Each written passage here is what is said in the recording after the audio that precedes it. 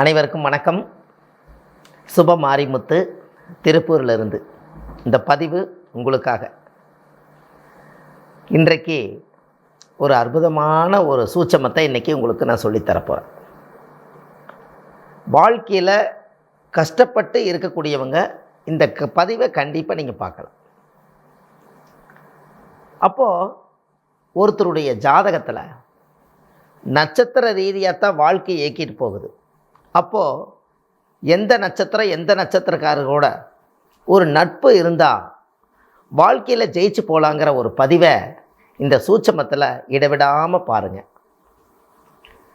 வள்ளுவர் வாக்கு யூடியூப் சேனலை சப்ஸ்கிரைப் பண்ணிக்கோங்க. நிறைய பதிவுகளை உங்களுக்கு கொடுத்துட்டு வர்றேன். கண்டிப்பாக இந்த பதிவில் உங்களுக்கு ஒரு நல்ல தகவலை கொடுக்க போகிறேன். இதை பொறுமையாக நிதானமாக கேட்டுவாங்க.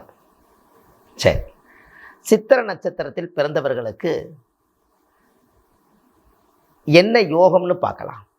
இந்த சித்திர நட்சத்திரம் ஒரு மனிதனுக்கு பார்த்தீங்கன்னா, சித்திர நட்சத்திர கன்னிராசிலையும் பிறப்பாங்க, சித்திர நட்சத்திரத்தில் துலா ராசிலையும் பிறப்பாங்க. ஆனால் நட்சத்திரத்துக்கு மட்டும்தான் இந்த பலன். அப்போது இந்த சித்திர நட்சத்திரத்தில் பிறந்துக்கிறவங்க அவங்க வாழ்க்கையில் எத்தனையோ கஷ்டங்களை எல்லாம் தாண்டி, வறுமையெல்லாம் தாண்டி அவங்க இந்த வாழ்க்கையை நடத்தி கொண்டு போகிறதுக்குள்ளே பெரும்பாலும் பார்த்திங்கன்னா, போகாத கோயில் இல்லை, கும்பிடாத சாமி இல்லை, எண்ணாத பணம் இல்லை, எல்லாம் இருந்தும் கூட அவங்க வாழ்க்கையில் ஏதோ ஒரு சோகம் அவங்களுடைய மனசுக்குள்ளே இருந்துக்கிட்டே இருக்குது. இவங்க வாழ்கிறதுக்காக எதையும் தேட மாட்டாங்க, மற்றவங்களுக்காக இவங்க வாழ்ந்து கெட்டு போயிடுவாங்க. இதை சித்திர நட்சத்திரத்தினுடைய சூட்சமம். இவங்களுக்காக வாழ மாட்டாங்க, மற்றவங்களுக்காக வாழ்ந்து இவங்க கெட்டு போயிடுவாங்க. அப்படின்னு என்ன, மற்றவங்களுக்காகவே நான் அவங்கள போல நான் வாழ்ந்து காமிக்கணும், நான் அவங்கள போல தான் எல்லாமே பண்ணணும்னு சொல்லி ஒரு வைராக்கியத்தை இவங்களே கையில் எடுத்துக்குவாங்க. இந்த சித்திரைங்கிறது இந்த செவ்வாய்.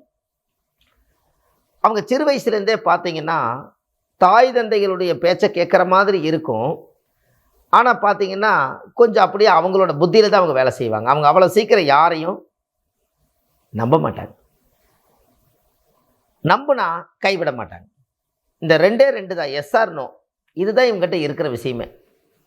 ஏன்னா இவங்ககிட்ட இந்த சித்திர நட்சத்திரத்தில் பிறந்துக்கிறவங்க செவ்வாய் திசையில் பிறப்பாங்க. செவ்வாய்னா அந்த கோபம் வந்துருச்சு அவ்வளோதான், சாமி ஆடி ஒரு பெரிய ஒரு மழை பேஞ்சு ஓஞ்ச மாதிரி இருக்கும். அவ்வளோ கோபம் உங்களுக்கு வந்துடும்.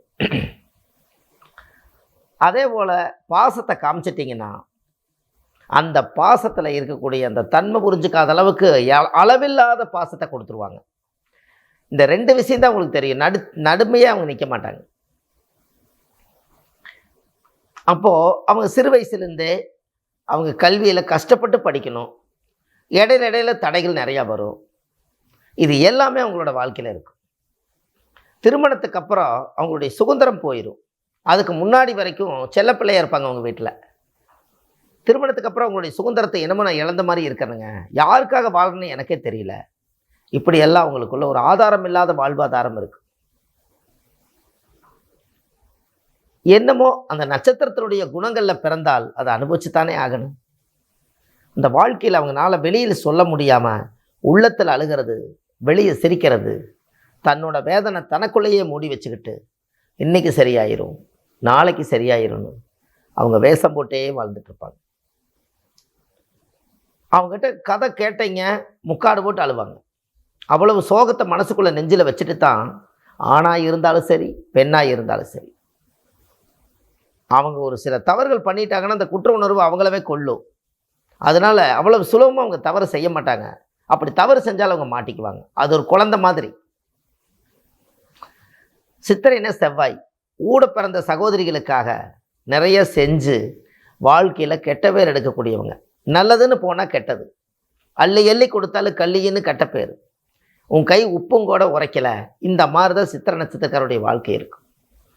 அப்பேற்பட்ட நட்சத்திரத்துக்கு இன்றைக்கி வாழ்க்கையில் எதையாவது ஒன்று பிடிச்சி நல்ல நிலைமைக்கு வரணும் இல்லைங்களா? அதுக்காக இன்றைக்கி ஒரு சூட்சம் என்னென்னா, அவங்களுக்கு யாரோ ஒருத்தருடைய அனுகிரகம் இருந்தால் தான் நல்லபடியாக வாழ முடியும். இந்த காலத்தில் மனிதர்களை நம்பலாமா நம்பக்கூடாதுன்னு அது உங்களுக்கு தான் தெரியும். ஆனால் இந்த நட்சத்திரம் சித்திரை நட்சத்திரத்தில் பிறந்துக்கிறவங்க உங்கள் வாழ்க்கையில் நீங்கள் நல்லா வரணும், எனக்கு தெய்வ அனுகூலம் என்றைக்கு கூடவே இருக்கணும், என் வாழ்க்கையில் நான் சம்பாரித்தது அனைத்துமே நான் பெரிய லெவலில் வளர்ந்து காமிக்கணும், வாழ்ந்து காமிக்கணும், இந்த சமுதாயத்தை நான் உயர்ந்து காமிக்கணும் அப்படின்னு சொன்னால் உங்களை தூக்கி விடக்கூடிய நட்சத்திரம், ஒரு பிரபலைப்படுத்தக்கூடிய நட்சத்திரம், உங்கள் கஷ்டத்தை எல்லாம் தீர்க்கக்கூடிய நட்சத்திரம் உங்களுக்கு இன்றைக்கி நான் சொல்ல போகிறேன். அப்போது அந்த ஜாதகத்தில் ஒரு தெய்வத்தினுடைய அனுகிரகம் இல்லாமல் எதுவும் செய்ய முடியாதுன்னு உங்களுக்கே தெரியுதல்லவா? அப்போ உங்களுடைய வாழ்வாதாரம் நல்ல லெவலில் வரணும் அப்படின்னு சொன்னால் கண்டிப்பாக உங்களுடைய வாழ்க்கையில் ஒரு முன்னேற்ற பாதை ஒரே ஒரு நட்சத்திரக்கார் மட்டும்தான் அந்த வாழ்க்கையில் அதை காப்பாற்ற முடியும். உங்களை காப்பாற்றக்கூடிய நட்சத்திரம் அப்படின்னு என்ன? துரோகம் செய்யாத நட்சத்திரம். உங்களுக்கு தெரியும் இல்லையா, துரோகம் செய்யாத நட்சத்திரம் எது அப்படின்னு உங்களுக்குள்ள ஒரு தேடல் இருக்கும் இல்லையா வாழ்க்கையில்? அப்போ நீங்கள் தெரிஞ்சுக்கணுமல்லவா, துரோகம் செய்யாத நட்சத்திரம் மூல நட்சத்திரம். அவங்க தனுசு ராசியில் பிறந்திருப்பாங்க. இந்த நட்சத்திரம் உங்களுடைய நட்சத்திரத்தை காப்பாற்றக்கூடிய நட்சத்திரம். இன்னும் சொல்லப்போனால் மூல நட்சத்திரமே உங்களுக்கு கிடச்சிருச்சு. ஆஞ்சநேயர் நட்சத்திரம், ஆஞ்சநேயர் அதில் பிறந்தார். ராமருக்கு நிறைய கஷ்டங்கள் இருந்தது, அவர் பக்கத்தில் இருந்து நிறைய உதவிகள் செய்திருக்கிறார்.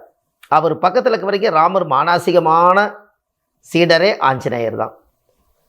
அப்பேற்பட்ட நட்சத்திரம் தான் சித்திரை நட்சத்திரக்காரர்களுக்கு துரோகம் செய்யாத நட்சத்திரம். உங்களுக்கு ஒன்று தெரியுமா, வாழ்க்கையில் யாரோ ஒருத்தர் நல்லவங்களை சந்திக்கணும் அப்படின்னா சித்திரை நட்சத்திரக்காரை சந்திங்க. அவங்களுக்கு ஒரு காப்பி வாங்கி கொடுங்க, ஒரு சாப்பாடு வாங்கி கொடுங்க, அவங்களுக்கு ஒரு ட்ரெஸ் எடுத்து கொடுங்க, அவங்கள ஒரு நட்பு ரீதியாக பாருங்கள், அவங்கள வீட்டில் கூட்டிகிட்டு வந்து சாப்பிட வச்சு அவங்களுடைய பவரை நீங்கள் வாங்குங்க. இது எல்லாமே ஒரு காரியத்துக்கு போகிறீங்க, அவரை கூட்டிகிட்டு போங்க. ஒரு பெண்ணாக இருந்தாலும் சரி, ஆணாக இருந்தாலும் சரி, மூல நட்சத்திரக்காரை கூட்டிகிட்டு போயிட்டு வாங்க. வாழ்க்கை எப்படி இருக்குன்னு பாருங்கள். அவங்க காலையில் எழுந்திரிச்சு நல்லா இருக்கிறீங்களா, ஒரு காலை வணக்கம், சாப்பிட்டீங்களா, இதெல்லாம் கேட்டு பாருங்கள். அவங்ககிட்ட இருந்து அந்த பவர் வந்துக்கிட்டே இருக்கு. இதெல்லாம் நட்சத்திர கோலாட்டத்தில் ரகசியமாக பதுக்கி வச்சிருக்கக்கூடிய சொற்கள் இதெல்லாம். இந்த நட்சத்திரம் இந்த நட்சத்திரத்தோடு சேர்ந்தால் அந்த வாழ்க்கையை சரிப்படுத்தி பெரிய லெவலில் கொண்டு போய் விடக்கூடிய நட்சத்திரம் தான் மூல நட்சத்திரம். அப்போ இந்த சித்திரை நட்சத்திரக்காரர்களுக்கு இத்தனை காலமாக தெரியாமங்க நீங்கள் வாழ்ந்திருக்கலாம். ஆனால் தெய்வ அனுகூலம் நட்சத்திரம். எங்கேயாவது ஒரு குலதெய்வம் கோயிலுக்கு போகிறீங்க, ஒரு கூட கூட்டிகிட்டு போகிறீங்க, தெய்வ அனுகூலம், தெய்வமே கூட வருமா? உங்களுடைய கர்ம வினை தீர்க்கக்கூடிய நட்சத்திரம் மூல நட்சத்திரமே. அப்போது மூல நட்சத்திரத்தில் பிறந்திருக்கிறவங்களை நம்ம பகைச்சிக்கக்கூடாது, அவங்க அடிக்கக்கூடாது. அவங்கள யோகம் போயிடும், அடிச்சிங்கன்னா யோகம் போயிடும். அவங்க கஷ்டத்தில் இருந்து அவங்க வெளியில் வந்தால் வாழ்க்கையில் கண்ணை தொடச்சி விடுறது அவங்க தான் உங்கள் வாழ்க்கையில். அப்போ எப்படியெல்லாம் உங்களோட வாழ்க்கையில் நீங்கள் சரிப்படுத்தக்கூடிய இது இருக்குது பார்த்தீங்களா? எல்லாமே நிறைய விஷயங்கள் இந்த உலகத்தில் நிறைய நீங்கள் தெரிஞ்சுக்க வேண்டிய விஷயம் நிறைய இருக்குது. அன்றைக்கி சாஸ்திரத்தை நம்பித்தான் இந்த உலகமே இயங்குச்சு. அதில் 27 நட்சத்திரம் தான் இறைவனுடைய அருளால் கடவுள்கிட்டேருந்து வந்து இந்த பூமிக்கு வந்து சேர்ந்த நட்சத்திரம் 27 தான். இந்த 27 நட்சத்திரத்தில் யார் யார் எந்தெந்த நட்சத்திரம் கூட நட்பு வச்சுக்கலாம், ஏதோ ஒரு பார்ட்னர் போடலாம், தொழிலில் வரலாம், வாழ்க்கையில் வரலான்னு தெரிஞ்சுக்கக்கூடிய இந்த நட்சத்திர சூட்சமம் தான் இந்த தெய்வ அனுகூல நட்சத்திரம்.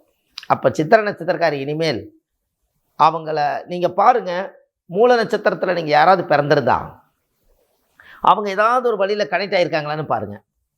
அவங்கள கூட்டிகிட்டு போய் சில காரியம் நடந்திருக்கான்னு செக் பண்ணுங்கள். செக் பண்ணிவிட்டு எனக்கு சொல்லுங்கள். அவ்வளோ அற்புதமாக வேலை செய்யும். இதெல்லாம் ரியல், உண்மையும் உண்மை. இப்போ இனிமேலாவது உங்களுடைய வாழ்க்கையில் யாரை பிடித்து கொண்டு போனால் நம்ம காரியம் சக்ஸஸ் ஆகும் அப்படிங்கிற ஒரு விஷயத்தை இன்றைக்கி நீங்கள் உள் வாங்கி வச்சுக்கிட்டு, இது நிறைய பேர் சித்திரை நட்சத்திரத்தில் பிறந்திருப்பாங்க, மற்றவங்களுக்கு இது வேறு மற்றவங்களுக்கு இது பொருந்தாது. சித்திரை நட்சத்திரக்காரர்களுக்கு மட்டும்தான் இந்த பதிவு பொருந்தும். அவங்க தான் வாழ்க்கையில் ஜெயிக்கிறதுக்கு இந்த பதிவை கேட்கணும். அதனால் அந்த சித்திரை நட்சத்திரத்தில் பிறந்துக்கிறவங்க உங்களுடைய நட்பில் நிறைய பேர் இருப்பாங்க. இந்த பதிவு உங்களோட போக வேண்டாம். ஏன்னா இது சூட்சமம்.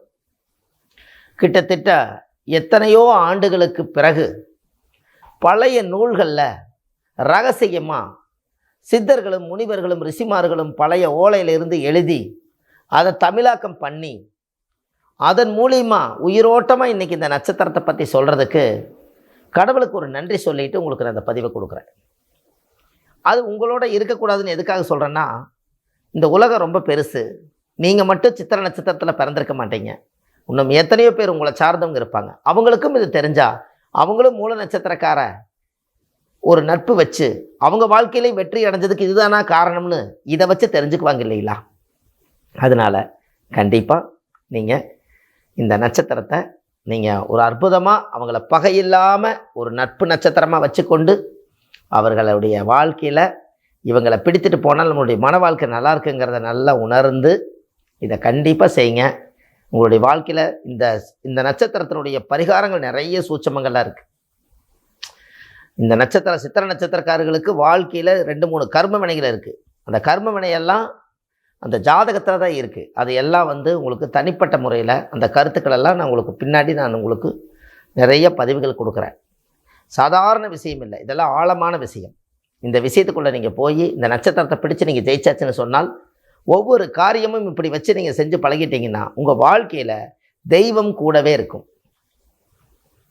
அதனால் கண்டிப்பாக இந்த பதிவை கேட்டுட்டு மற்றவங்களுக்கு இதை ஷேர் பண்ணுங்கள். ஆன்லைன்லேயே நான் ஜாதகம் பார்க்குறேன்.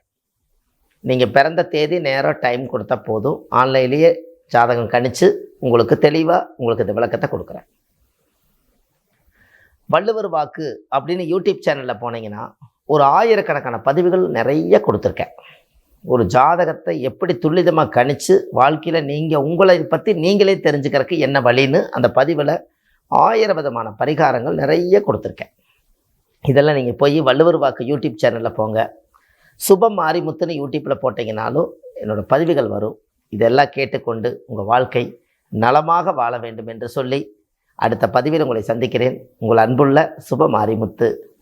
நன்றி, வணக்கம்.